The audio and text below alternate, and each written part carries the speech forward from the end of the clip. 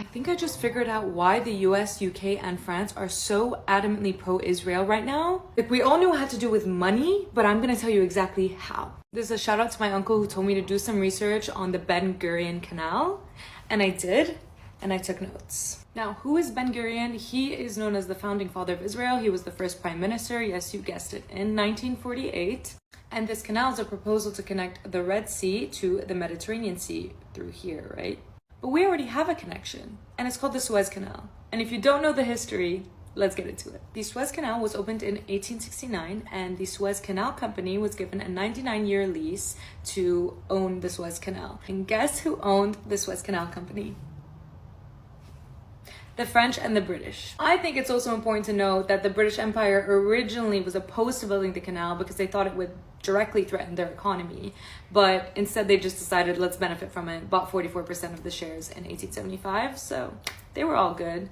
Now in 1888, the maritime powers, Great Britain, Germany, Austria-Hungary, Spain, France, Italy, the Netherlands, Russia, and Turkey signed this thing called the Convention of Constantinople. What's important about this is it said that every single nation should be able to use the canal, whether at war, at peace. It cannot be denied access to anyone. In 1949, Egypt denied Israel access after the Nakba, after they did what they did. That was a huge deal. It was a big statement because of this. Now in 1956, when the US was basically having a proxy war with the Soviet Union in that region, the Egyptian president at the time, Gamal Abdel Nasser, decided to nationalize the Suez Canal, so take it away from the British and French-owned company, essentially because the US reneged on a previous agreement to finance the Aswan Dam project that was for the Nile, getting water and electricity to the Egyptian population, etc., etc. This was a massive shift, a huge move in the region and globally. Probably why it was also used as a battleground in the 1967 Arab-Israeli War. Now, after the Arab-Israeli War and the Geneva Conference, etc., what you need to know is Israel and Egypt signed a peace treaty at Camp David, signed by Jimmy Carter. This is from a US government website, by the way. My sources are checked, tried, and trusted. And the US was given credit for orchestrating a peace treaty between these two countries. Again, why were they involved from the beginning? Who knows? The US has always been here. We're in 1979 now. Should all be cool. A peace treaty was signed. Like, everything is perfect. Suez Canal is open to everyone. Cool, cool, great, right? Wrong. 16 years before this, and even before the Arab-Israeli War, the US Department of Energy and the Lawrence Livermore National Laboratory had been making a plan for something else. In 1963, they made a classified plan to help excavate the Negev desert hills with 520 nuclear bombs to help create a canal.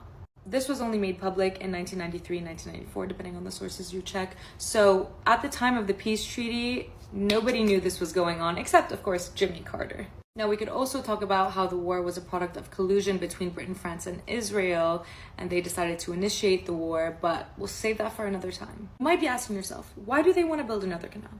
Like, we have the Suez Canal right here. Why do we need a canal through here? This is where the money comes in, baby.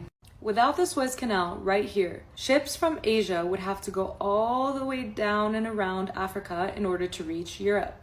This canal right here currently sees the passage of 12 to 15%, depending on the source you check, of the world's trade and 10% of the global oil distribution. Just this little canal right here. Now, who benefits from this? Egypt, of course. It's their canal, right? In 2023, they broke records and made a revenue of $9.4 billion US. Yay for Egypt, right? Well, how do you think the US, the UK, France, and Israel feel about that?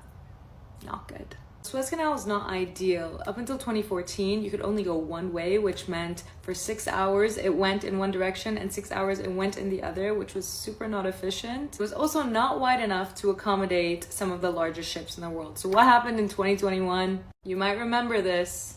One of the world's biggest ships jammed the Suez Canal, leading to approximately $900 million of losses. And the US was really not happy about this, and the Pentagon released a statement that this made it difficult for the movement of their military vessels, specifically to Israel, but not to worry, they had other ways. Now, when they're planning the Ben Gurion Canal, they're planning to have it 50 meters deep, which is 10 meters deeper than the Suez Canal, and 200 meters wide, which will facilitate the biggest ships in the world going in both directions. Not only that, but directly competing with the Suez Canal, Israel projects that it would make them an annual revenue of about $6 billion a year.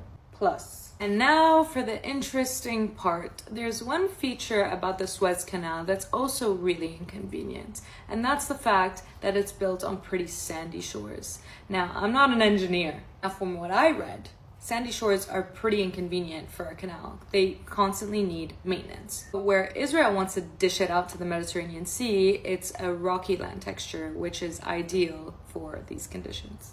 Let's zoom into this. That's the Gaza Strip. How annoying is the placement of the Gaza Strip for them? They have to actually turn the canal around so that it avoids this piece of land. Do you see where I'm getting at? They don't want ships to have to do this entire round and add a little time and inconvenience to their journey and have such close proximity to Gaza. What if they just built it through Gaza? Oh no, wait, they don't want to do that. They don't want to help the Palestinian economy. What do you mean? That would defeat the entire purpose, wouldn't it? Unless they took that land. Yeah, that's what's going on. Israel wants to seize Gaza, annex the land, take it over, so they can build their canal through it. And the US, the UK, and France are all for that because it's going to make them a lot of money at the cost of millions of lives destroyed. Unfreaking believable. Building this canal will not only redirect trade, but historically, Arab states used the Suez Canal to put pressure on Israel. So it will not only increase Israel's geopolitical standing, but it'll also become a strategic asset for diplomatic negotiations for Israel and take away the most powerful thing the Arab states had against the US, UK, France, and Israel to keep them in line. And there you have it. That's the reason.